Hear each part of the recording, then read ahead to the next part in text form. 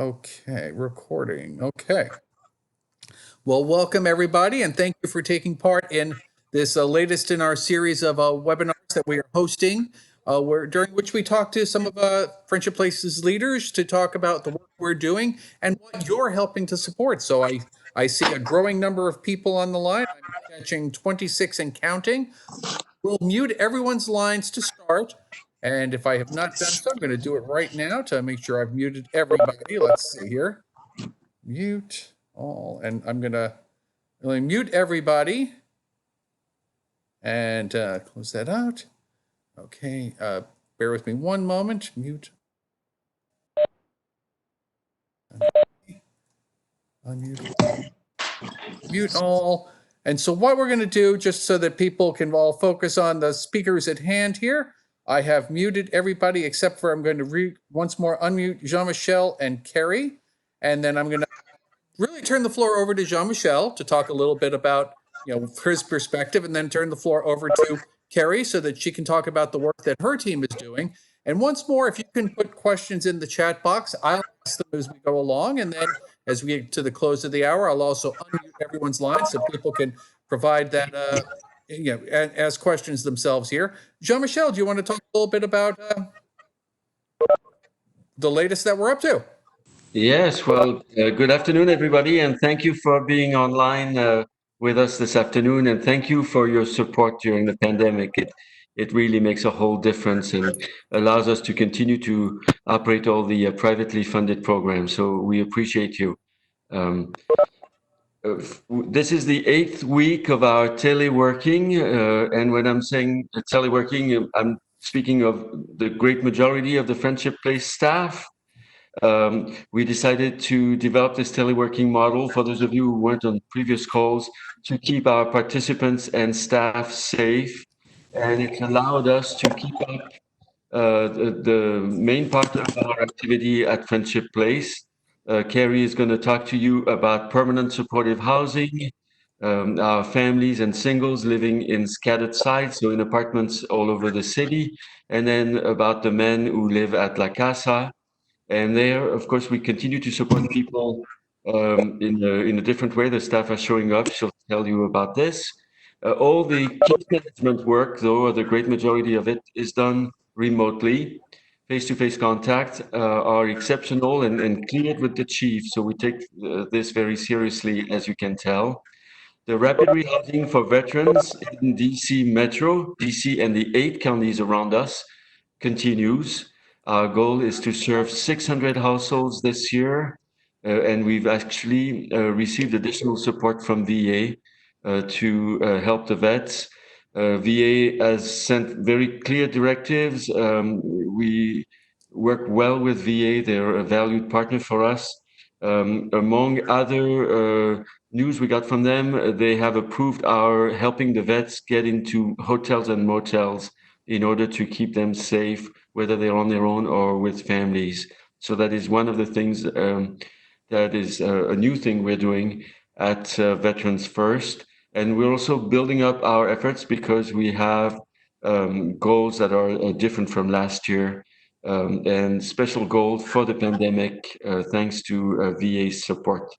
Aim Higher continues to put people in jobs. In fact, 8 of the new employees at the Brooks, which opened last week, are from Aim Higher or our Veterans Division through Henry McAllister, our job specialist. So we're really happy to see that. It was one of our priorities when we built the team at the Brooks to have folks who had lived in homelessness and therefore brought life experience to our work. You know that we always work in a very inclusive way. And this is one of the ways we do this. The Brooks opened last week on Monday. We have families coming in, and our goal is to fill the 50-unit building within about 5 to 6 weeks. And at the request of DHS, families are coming in, but more slowly than we expected, so that we can take care of each family upon entry, get the family settled and connected to the different services. It's a service-enriched environment. which is focused on solutions. The families are going to stay with us an average of 90 days and then exit into housing. On the street, the work continues. The workers are there every day of the week as usual. We have split the 8-hour shifts into two 4-hour shifts for each person. Each team has two people on it.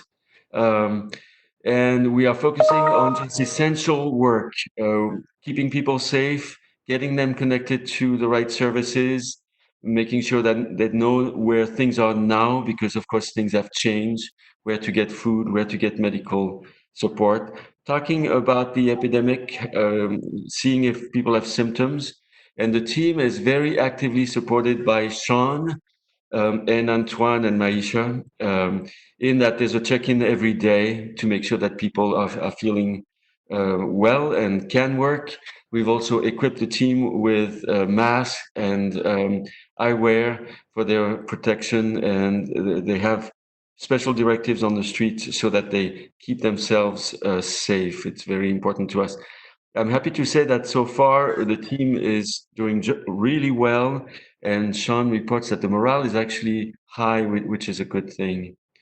Um, the only bit of programming that we had to give up for the duration during the pandemic is really hospitality at the drop-in center. We just did not think that the center was the right kind of site during the epidemic to have people gather. And also, we were not able to access the necessary supplies, the gear that people are supposed to wear in the clinics. So we decided that it would be best to close the center and that part of operations. We are routing people toward the clinics that have the necessary supplies and can operate safely for medical and psychiatric needs. But the center remains active in different ways. It supports folks who live in apartments, for instance, in our HUD funded program and at Anne Frank House. And that support continues, including the delivery of food, for instance, and making sure that all our folks, and in particular our seniors, we have quite a few seniors, are doing well. We also give out mail twice a week on Tuesdays and Fridays for 2 hours. We take phone calls and work with people to provide them with the information they need. And we are helping people apply for special benefits that are available during the pandemic through the stimulus package. So I, I'm really inspired, I have to say, by the team and by what we were able to build in a matter of weeks. The first week, we went into this mode of operation without any notice. We had to focus on the type of programming we would be able to do, on securing our public funds, which was a main goal. We negotiated with the EHS, they were very receptive. VA confirmed that the work could um, be done remotely. And by the end of the first week, we knew that we did not need to lay off anybody or have any furloughs, which was the main goal. We did not want to leave anybody behind at a time, of course, when they could not apply for work. And we are even paying the folks who clean our offices, even though they're not doing it as often, out of solidarity, again, to keep our community whole and vibrant. With the executive team, we're now not only operating this way comfortably, but we're also looking at the future, developing plans to reopen the programs when we're able to do that safely. So again, thank you for your support, and I'm going to turn this over to Keri unless we have any questions. And there's a possibility also to ask questions at the end of the presentation by Keri. Thank you, Jean-Michel. Keri, over to you. All right. Good afternoon, everybody. Thank you for joining us. So my name is Keri Thomas. I am our Chief Clinical Services Officer for Friendship Place. I've been with the organization for about 5 years now. So my cluster of programs is the permanent supportive housing programs that we have. So that includes La Casa and the two Neighbors First programs, the individual single adult program and Neighbors First Families. So I thought it might be helpful just for those of you who might not know much about those programs to give you just a little bit of a basic understanding of what those programs entail. So Friendship Place, we initially obviously started with our Welcome Center programming up in Ward 3. We expanded, one of our first projects that we expanded to in 2008 was the Neighbors First program. And so that was basically, we worked with the district, the Department of Human Services, and signed on to a contract to provide wraparound case management to chronically homeless individuals. So initially it was just serving single adults. The backbone of the program is really based on the Housing First model and Friendship Place. We've really, that's been one of our primary ways that we have implemented services from day one. So all of the participants in our Neighbors First and La Casa programs, in order to become eligible, they have to be experiencing chronic homelessness. So that means that they have been literally living on the street or in a shelter or a place otherwise not meant for human habitation for at least 1 year, or having multiple episodes throughout a 4-year period. Coupled with that, all of our participants also have a disability. It might be that they have a chronic health condition. It might be that they have a severe mental health disability. It might mean that they also have an addiction or a substance abuse history, or they could have all three. And in a lot of cases they do. So the population that we're serving is extremely vulnerable. I think that's important for everybody to kind of understand. And they do need quite a bit of assistance. So all of the participants, they receive case management from our team at Friendship Place. It is meant to be permanent case management unless they do eventually graduate off and become stable and independent, not needing that subsidy any longer. But each participant is matched to a subsidy or a voucher to provide them with rental assistance coupled with our case management. And with that, folks tend to have a lot more success in maintaining their permanent housing. The program, over the course of our long history with Neighbors First, we do have a 98% housing retention rate, and that basically means that the participants do not return to homelessness. They're in our program. And that's an amazing stat. It's above the national average for permanent supportive housing programming. And so we are extremely proud of that.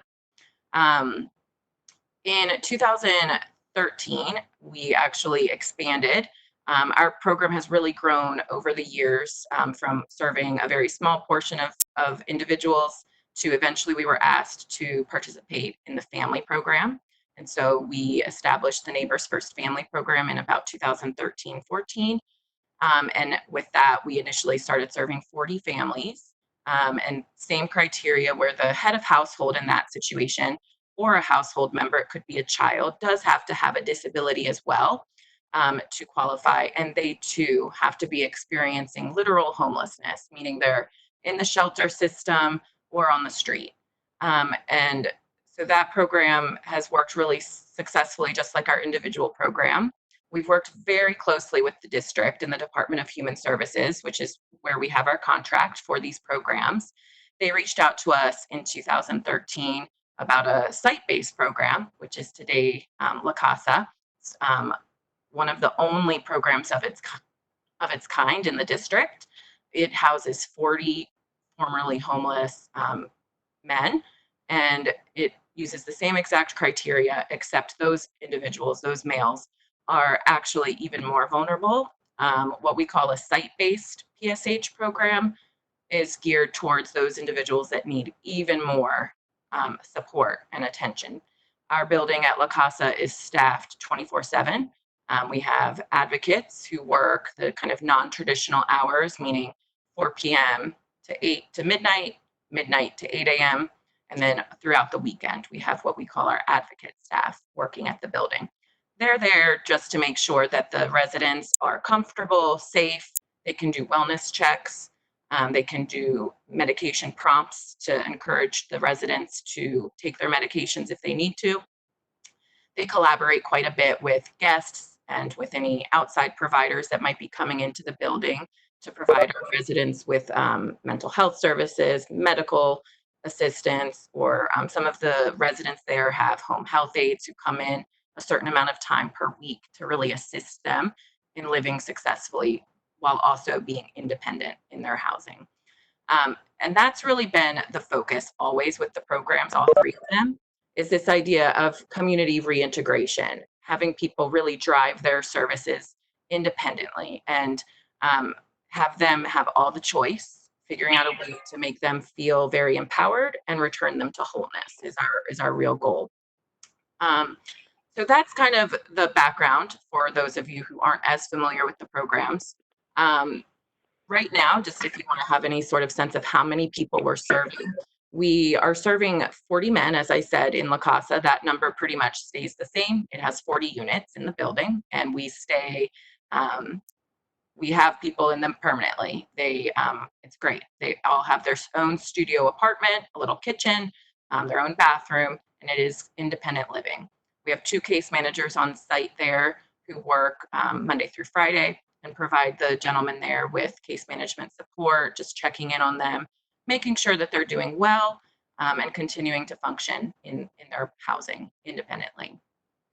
In our Neighbors First individual program, we are currently contracted and serving 243 individuals. And then in our family program, we are serving 136 families. So lots of folks getting assistance from these teams. As Jean-Michel mentioned, we began working in a remote telework in the middle of March, and that was a move that was made with the guidance of the mayor, Mayor Bowser, and with the head of the Department of Human Services. Friendship Place, we really wanted to align, obviously, with all of the recommendations being made. And our team was quickly able to shift. And it was quite a change because we are very used to being out in the community. Our case managers are hitting the streets every single day, driving throughout all 4 quads, and we have participants that live in every ward at this point. And so it's been a shift for everyone, our participants and our staff alike, to kind of figure out, okay, how can we make sure that people are medically sound and getting everything that they need while also maintaining the safety of our staff and our participants. As I mentioned, our population is very vulnerable. A lot of them have medical challenges or they're immunocompromised, and we want to be very careful to make sure that we don't compromise their health. But we also need to be very careful to make sure that they have their food, their medications, and anything else that they might need so that they could successfully quarantine. So I think the majority of our initial weeks in doing this work in March and early April was just a lot of education, talking to the residents at La Casa, having staff around the clock, helping supply the men with masks and making sure that they understand what the government is dictating for us to do as residents of DC. And we're definitely not a policing system. It's not a locked facility, and these gentlemen are used to kind of going in and out as they please. It's in a very busy part of Columbia Heights, and so really just trying to encourage people to go and be as safe as they can. And so that's what we've been doing at La Casa. It looks very different with the scattered site Neighbors First programs. We have people all over the city, like I mentioned, and so our work has really been shifted to phones, and that's really different for our community workers. And some of our participants don't actually have phones, and so we've had to navigate what that would look like and figuring out creative ways to check in on folks. So utilizing landlords or property management companies that might be on site, sending letters, using email if people have that. Also working with emergency contacts and other social service providers in the district that might be a higher level that are still actively in the field. And so that's been really useful for us. Some of the things that we've been doing also to be creative with how we can assist folks is if people are having challenges getting medications, one of my case managers in Neighbors First worked with a landlord to actually email the participant who didn't have a phone and didn't have access to an email the landlord a gift card so that the participant could then go to CVS with that gift card and fill their prescription that they needed. And that is just an example of some of the creative approaches that we've had to incorporate into the work that we're doing. Um, we've been really fortunate that our case management staff is diligent and never faltered at all during this time. We were working with a lot of folks to get them housed. We do have constantly a flow of newly assigned participants. And so with those new case assignments, most of those folks are experiencing homelessness. And so our top priority is to get them into safe and stable housing. And we've been very lucky that everyone is working remotely. So things are different and the services look a little bit unusual for the time, but we are still able to get people's vouchers approved. During this time, we've been able to successfully lease up 6 of our Neighbors First individual participants and 2 of our Neighbors First family participants. So getting people connected to housing still has been a really great success for this program. Additionally, at La Casa, we've been able to work really closely with volunteers. We had some great success with the French ambassador working to get people connected with hot meals. We were really excited about that. And we've had some great partners in Ward 3 with some restaurant owners that have reached out to us and offered to deliver themselves meals to our Neighbors First family and individual participants all over the district. And that's really been key to our success, I would say. Some of our participants can't go out to the grocery store because of their health, or they just don't feel safe with everything that's going on. And like all of us have experienced, it's been a struggle to necessarily find what we need at the store. And so having volunteers that are available and willing to help support us in getting participants linked to the food and household items that they need has been really key to our success. So we're always still looking for folks like that. If you do have any interest in providing some support to our Housing First teams, we would really appreciate it. And I'm happy to talk more about that if people have questions or interest offline. Um, some other things that have been going on. We do have like I mentioned, it's a vulnerable population that we're working with, both with the families and the individuals. So we have a certain grouping of our Neighbors First individuals and La Casa residents who are older. Our average age in the Neighbors First program is 57. And so we're always trying to work towards aging in place for our participants and really trying to find ways to provide additional supports and linkages that can get people the resources that they might need added into their independent living so that they can remain there rather than maybe going to an assisted living or a nursing home. So during this time, we've been really working closely to make sure that people who have a need for home health access, having maybe somebody like a nurse or an aide who can help them with cooking or cleaning up, that those still are that those are still happening despite the limitations with people needing to quarantine. So just working very closely with people to make sure that their health and their day-to-day routine doesn't get overly adjusted because of all that is happening. Additionally, if you think about the Neighbors First Family program, that obviously is a very different dynamic. We have so many children that we serve, and our responsibility, based on the contract that we have with the government, it is that we need to make contact not just with the head of household, because we're actually invested in the whole family unit. And so we make contact with those folks every month, not just the head of household, but the children as well. We're very involved in their education. We actually partner with DC Public Schools and charter schools to check in on how people are doing and progressing with their academics throughout the school year. So one of our big focuses during this time has been, obviously, there's so many school-age children that are at home, and the routine of moms, dads, and children alike has been completely turned upside down.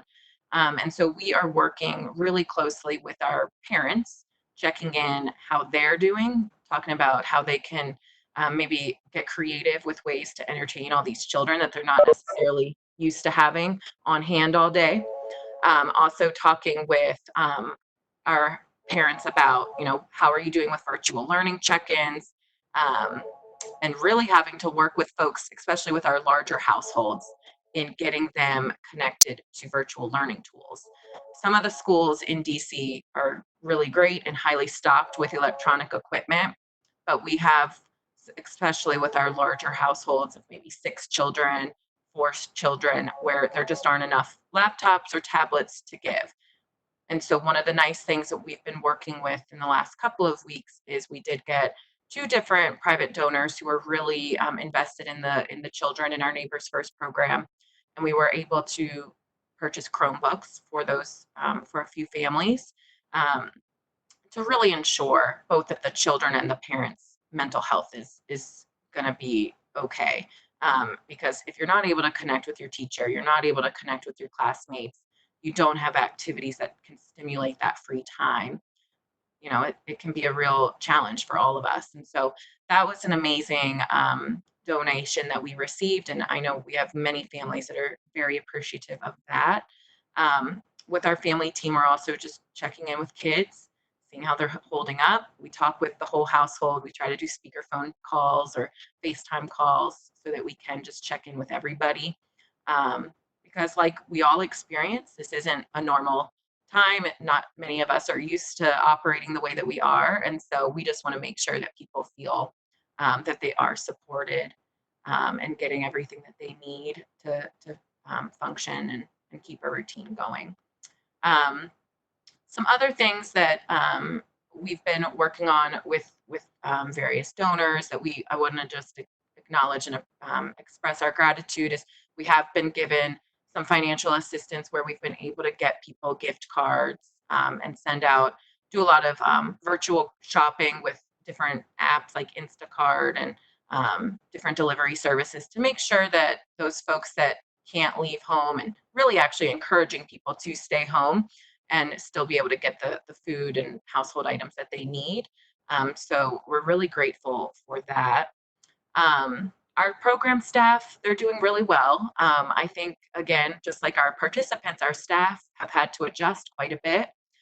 We're lucky that Friendship Place always connects our staff with the tools that they need for field work. So everybody already had laptops and smartphones to do their jobs. And we've always functioned in a way that we're used to doing the work kind of wherever we need to in the community. But we've really increased our check-ins with staff.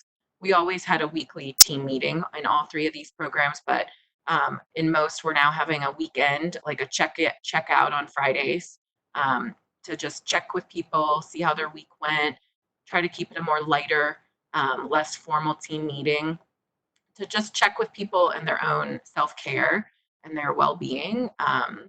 We've tried really to encourage our staff to take time out for themselves during this challenging time, because you can get easily roped into doing just constant work and not having a great work-life balance always when you're doing this helping work. And so it's even more so now when there's no real exit from the office or the work day and you're doing everything in your home environment. So really working with our teams to try to incorporate that into the day-to-day so that everyone can stay whole and feel empowered to really continue the work, and do what we need to do to assist all of our participants. Um, we were really grateful that the Department of Human Services very early on in this process um, developed a plan where we would get paid for 100% of our roster in all 3 of our PSH programs. So as Jean-Michel mentioned, we don't have to have that added stressor of, are we going to make this financially work? We've been able to bill for every one of those participants that are assigned to our roster, and that's been really amazing. And I know reduced the burden on a lot of people's stress during this time. They've also been really helpful in just providing us with guidance and providing us with some of the extra resources we need right now to provide all of that assistance, like the food and household items to folks. We were very fortunate also that we received a small grant from the Community Partnership, TCP. We have an operational contract with them for our La Casa project. And so with that, we're really able to increase supplies for that building to make sure that staff are safe. We have been able to update some of our infrastructure so that working from home and having a little bit more of a cloud-based storage program for our work has been implemented, and also to provide some hazard pay bonuses for staff, which has been really great that we were able to get that. Um, in terms of the staffing structure at La Casa, it looks very different than almost all the programs. Like I said, it's a 24-hour-a-day building. Um, the first few weeks, we were doing everything as normal in the sense of having all of our daytime staff were there, taking precaution to make sure the men were really getting used to what's going on. Since the first initial weeks, we have skeleton shifted down a bit, and now we are taking even more precaution to make sure that our La Casa residents are safe and staff are safe as well. So we've been working really closely with our team there to make sure that they are taking all the different precautions that they need, and really checking in with the men, but at a social distance. And we've been lucky that for the most part, our staff and our residents alike have been very safe and healthy during this time. We have had one case within the La Casa program, but the resident is doing much better now, so we're happy to report that. The staff there have remained healthy, and so that is a very fortunate situation as well. And we're really pleased with just the way that everyone in the PSH cluster has been able to operate and keep the continuity of care there for our participants during this time. I think I could probably open it up to any questions if anybody has any pressing questions now. Oh, I was still muted. I have two questions so far that we received in the chat box, and one is actually more for Jean-Michel. And the question was, how many families are in the books right now, and how has moving work during this trying time? Jean-Michel? Yes. Well, that's a great question. I talked to Catherine, who runs the Brooks, and as of yesterday, we had 5 families, and it's likely that by now we have 6 or 7, I would think. I just sent her an email to see if she can give me an update. I think this is her coming in. But we have 7, and we were expecting an 8th family tomorrow, she's telling me by email. Um, well, moving in obviously during COVID is different. Everybody coming into the program is being asked to wear a mask if they don't have one already. And then we use a special thermometer to take people's temperature, and it's the kind of thermometer that doesn't touch your forehead. So every one of us going in is checked that way by the special security officer. We have 2 officers on per shift. Um, and I have to say that despite COVID, the families have found that the staff and the whole team were very welcoming, that things were well organized. And I think this came as a relief to them in that they were experiencing homelessness during the pandemic, and things were obviously very stressful out there. Um, Keeping ourselves safe at home is one thing, and then keeping a family that is experiencing homelessness safe, keeping your children safe is another. So things are going well. We are progressively opening the floors, as I mentioned, and families are coming in, but not at the pace we had anticipated. We had agreed with DHS to take up to 10 families a week, and as you can tell, 10 days into it or close, we are still at 7 families. So the pace is slower, and that's intentional. Also on the part of DHS, it's allowing us to sort of break in the new habits for the team in a better way. But thanks for asking. Yeah. Thank you. Yeah. So the next question is, Keri, this is actually over to you. You had mentioned that the children and Neighbors First families, in particular, it's educational challenges that they're facing now because of working remotely and schools being closed. And you had mentioned that we've had a generous donor come forward who's fund some laptops. Do you have enough laptops for your kids at this point in time? We could definitely use a bit more. We prioritized our larger families initially, but we definitely have some children who still are either doing their virtual learning on a parent's smartphone, or a couple of siblings sharing a device, which can get a little bit difficult depending on the timing of the different virtual learning sessions that are being held. So we most definitely could still benefit from some electronics for the youth and Neighbors First families. For the laptops you've purchased already, generally, what is the price point, if that's a helpful guide to folks?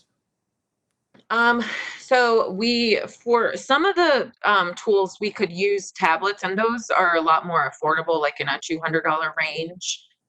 We purchased some more like a Chromebook or a laptop for a couple of schools. Their compatibility with a tablet just wasn't working. And so those are a bit more expensive. I think we were in more of a $600, $700 range for that. Okay, that's a helpful guide. Thank you. Um, Another question, again, pertaining to Neighbors First families. Are there volunteers who are helping even remotely with the children's educational needs? Is there a way to tie volunteers at this time? Yeah, we've had a couple of people reach out with an interest in either doing some virtual tutoring or assistance with mentorship, and that's something that we definitely are always interested in. It would have to be a creative approach right now, obviously, and probably via FaceTime or Zoom or something like that. But we definitely have some families that would be very interested in that. So if that's a skill set that you have where you would be open to providing some tutoring, please reach out and we would be happy to try to connect a family to you. And I've just put Chris Kennedy's email address in the chat box there. He's our volunteer community engagement coordinator.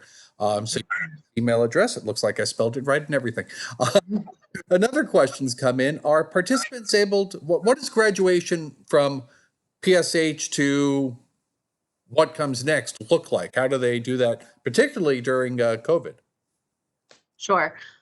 So like I mentioned, the program with PSH, Permanent Supportive Housing, it is typically a very long-term program. For the most part, the individuals and the head of households that are matched to the program are matched because of a long-term or permanent disability that might just really impact their ability to sustain housing without the assistance of a subsidy. So there's two kind of prongs to this. There's the idea of graduation off of case management, and then there's another prong of graduation entirely where you no longer need a government subsidy to assist with your rent. So to be honest, we don't have that happen too often.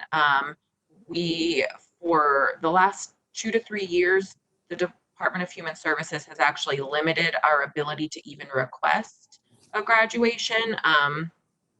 Or they call it an opting out of permanent supportive housing services.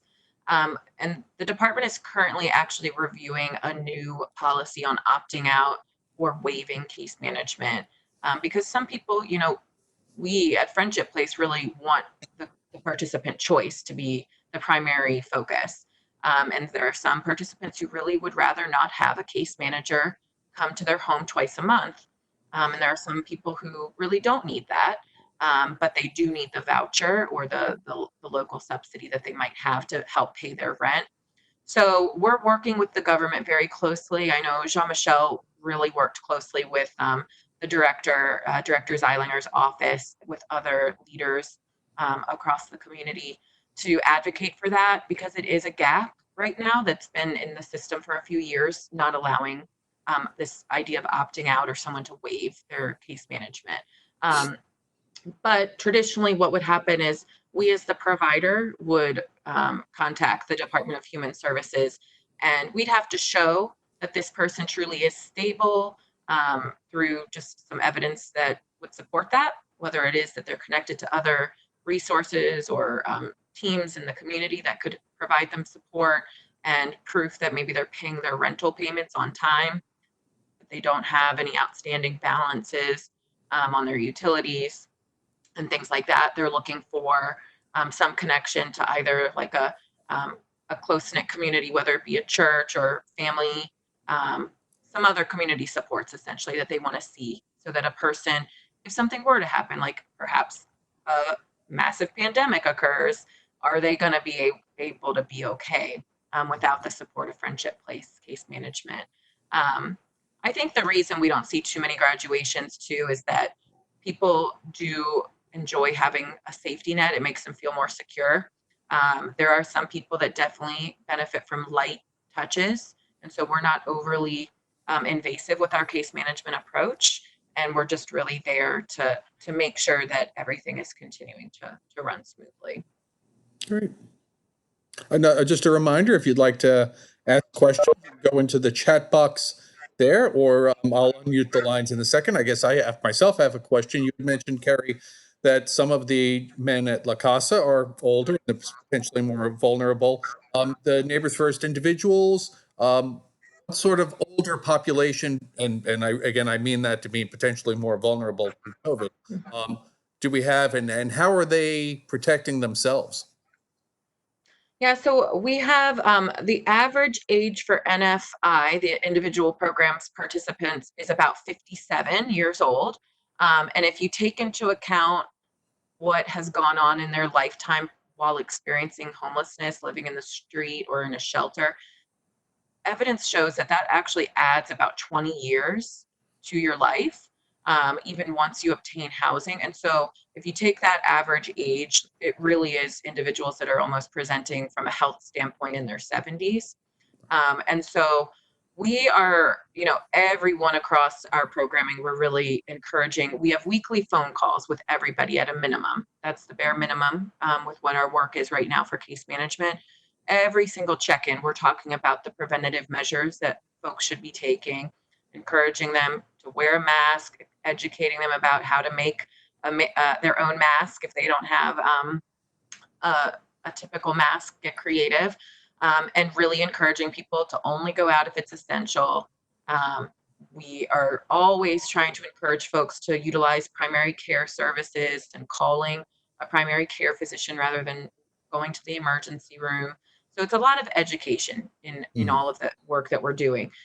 We do have some more vulnerable people who have been isolating and truly quarantining for almost all of this time. And so for them, it's like I mentioned, we're just really focusing on what are their needs? Do they need anything in terms of how can they get their prescription so that they don't have to go out to get that? Can we get it through the mail? Can we get it through a delivery service? Really talking to them about the food items that they might need and making sure that they have all of those things. And utilizing our support network with them, having them identify other people in their life who they can call on, or a neighbor that might be going to the store and utilizing that when they need items. But ultimately, it's just a matter of really staying in touch as much as possible. And we have a policy right now that if we don't hear from somebody during a week and it goes a whole week, we're immediately working with the property owner at their landlord, at their building if they're housed, to try to do a wellness check, not too intense of a wellness check with just a week, but to at least just like get them to knock on the door, make sure all is well. For folks that are homeless, experiencing homelessness, we are working very collaboratively with not only our own outreach team that's amazing and out there every day, but collaborating with all of the different providers in the district who conduct outreach to do checks, working very closely with mental health providers as well that are out there doing visits to just ensure that all of the people are accounted for.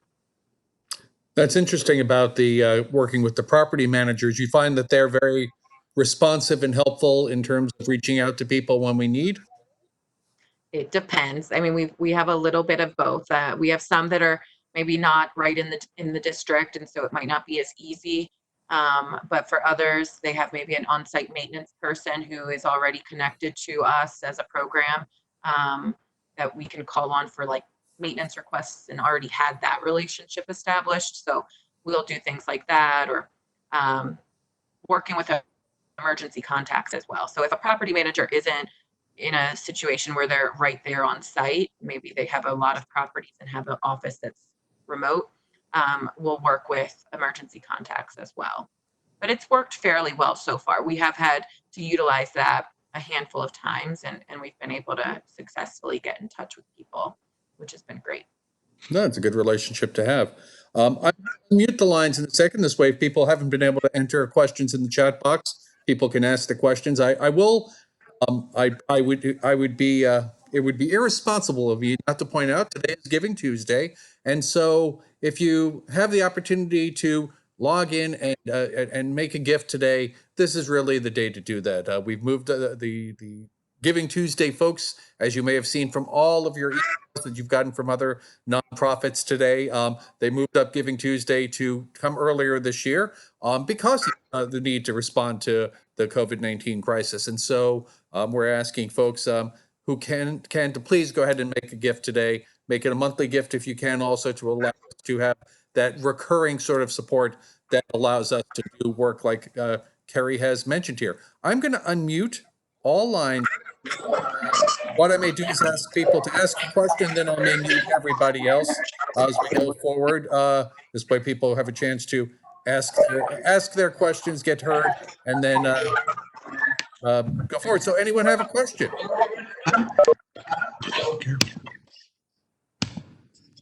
Any other questions people would like to ask? No. That is possible. Okay, let me mute lines one more time here. There's a little bit of a din here, so I'm going to go ahead and actually mute all Chris, can you hear me? 1 second, please. Thank you. And I'm going to unmute Keri again. And so I know I have another question that I would ask. I mean, so we talked about the kids' education needs, and how are they dealing with social needs in the Neighbors First Families programs? I mean, kids are such social creatures and like to be out visiting with their friends. You and I both have, kids, so we think we know that experience personally. How are the kids adapting to this? And what more can we do for them? Yeah, I mean, I think everybody, like you said, I mean, we're struggling with it ourselves, right, in our own personal lives. So it is a very apparent thing to all of us when we're checking in with our participants in the family program to just try to see like what have the children been up to. For those that are the older school age, that are maybe high school, middle school, older elementary, I think most of them are engaged in some level of a daily check-in with their class, which is nice. And so they can at least get some connection in that way. But we're also giving our head of households and the parents a lot of resources that are out there right now in terms of just activities that they can do. Because honestly, the socialization is minimal and there isn't much that we can do about that. And so that's why we're encouraging the parents, if they're comfortable, to let us talk with the whole family unit on a call or a video chat, so that they can at least get a conversation going with us, and trying to come up with some creative ideas with how they can get out some energy, because I think that's one of the biggest obstacles during this time, especially if you think about it. Most of our participants live in apartments. Parks are closed, playgrounds are closed, public space is open, but it's just a very different look for these children in terms of how to get out all the energy that they're having kind of built up throughout the day, and just talking with parents about how they can strategize around that and different schedules that they could implement. We've given sample schedules to folks. We give a lot of different apps and websites that parents can use for activities if they wish to do that. But also recognizing everybody's going to move at their own pace and has their own style to this. And we might give people 20 different things they can do, and that one household might think that's just too much for their children, and they'll do what works best for them. So we're really just meeting people where they are. That's kind of the mission of our work anyway, year round, regardless of this, is to really provide unique service delivery. And so that continues. And if people identify a need, we are reaching out to Chris's team over in development constantly with unique requests at times, and they are in the ground running always to try to find either funding opportunities, getting the word out to great folks like you, to figure out what we might be able to do to meet a need. So that's been really great to have that collaboration. No, thank you. It's a pleasure working with you and your team, most certainly. One question has come in here. Do you have any difficulty with residents wanting to get together with family, either elsewhere in the city or even outside of town? How do you message to them that might not be a bright idea? Well, like I mentioned with La Casa, like it happens in all three of the programs. We aren't there to police them and we aren't locking them in their units by any means. And so, similar to the struggle that we're all experiencing, maybe with loved ones, is just talking to them about the seriousness of the virus, talking to them Mhm. about the fact that just because they don't feel sick doesn't mean that they couldn't be carrying the virus, and really encouraging them to adhere to the protocol that the mayor has established, letting them know kind of the risk factors that might be presented if they do go out. But we haven't had many people who have been, I guess you could say, rebelling against the directives, which has been nice. But everybody's adults, we're not able to really make sure people stay in their homes all the time. It's just we do the best we can to provide that education. At La Casa, we do have staff that are working around the clock, like I said, and so for that program, we do definitely, if we see somebody, especially one of the gentlemen who's more vulnerable, we will say, "Hey, Mr. Smith, are you sure you need to go out and do that right now? Could we maybe help you run that errand?" Um, some people just need some fresh air though, Yeah. and need to get out. So we're Right. trying to honor that and just encouraging them to do so safely. We do have families that, maybe are utilizing family support right now that don't live in the home with them. And so just educating them about, okay, well, if you want to use grandma as a support with the children and some childcare assistance, that's fine. But let's make sure that you're talking to her about where has she been? Is she quarantining? And trying to encourage both sides to do that, so that it's a little bit safer and just doing the best we can, I guess, overall with that. I'm looking. Any other questions from the audience? Want to make sure we've answered everything people have had to ask. Although, Keri, certainly you were very, very complete. So thank you. I see Christine's question in the chat. I can answer that I don't about. see, but you may. Okay, go ahead. Please do. So yes, we've had one confirmed case at La Casa. In NF and Neighbors First, we have had a few confirmed cases as well.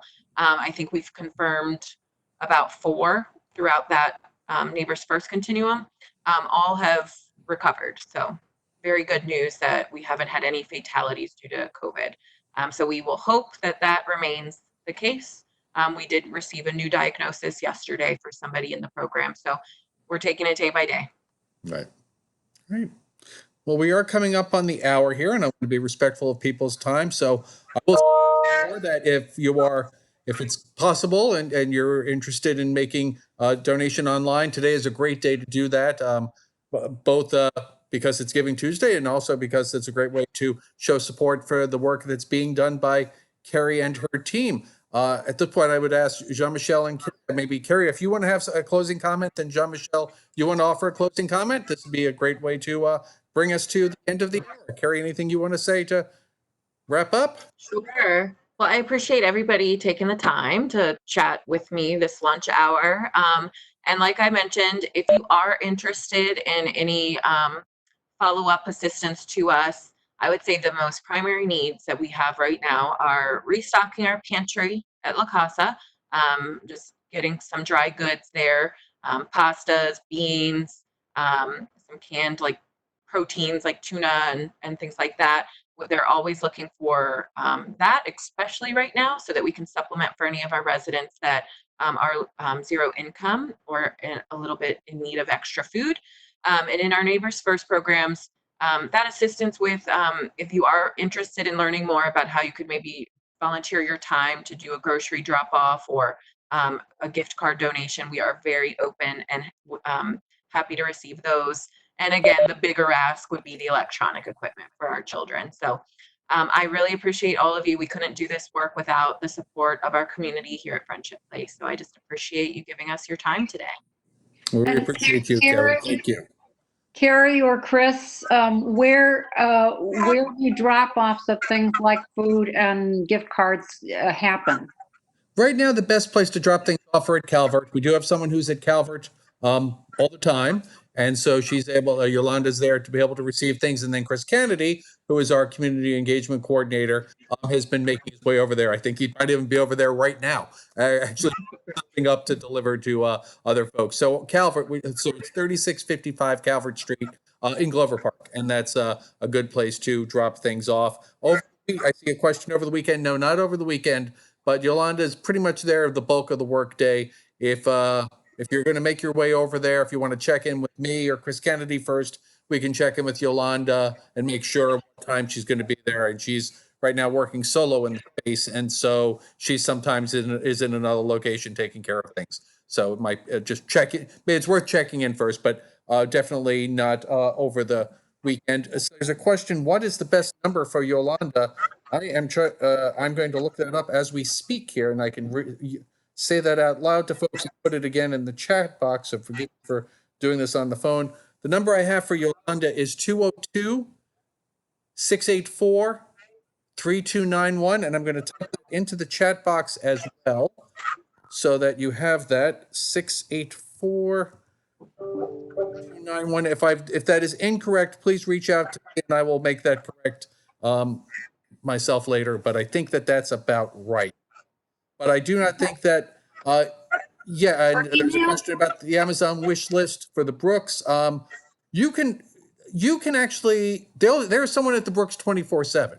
So that actually is the anomaly. Like our other programs, we actually have staffing on hand at the Brooks 24/7. So if you wish to something on Amazon, and I just sent in the chat box links to, we have two different, one solely for the Brooks and then one for other programs that we're adding things to all the time. Yeah, someone will be able to receive from Amazon at any time there. So thank you. Suddenly a flood of questions. Didn't mean to interrupt you, Jean-Michel. But Jean-Michel, I will turn the floor over to you for wrap up.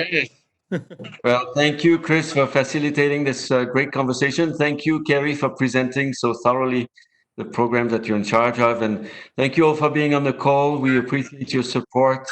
As you can tell, the teams are working very hard to meet the demand in a completely new way and are doing a great job. So we just wanted to share how active Friendship Place remains during the crisis, and we value you and your support. Please keep it coming and stay tuned to Friendship Place. You can look us up on friendshipplace.org. Very Have good. a great rest of the day. Yes. Thank you, everybody. Again. Have a wonderful rest of your week. Email Keri or Jean-Michel or myself if you've got any more specific questions, and we'll be happy to route them in either. Thank you again. Thank you. Have a good one. Thank you, Keri.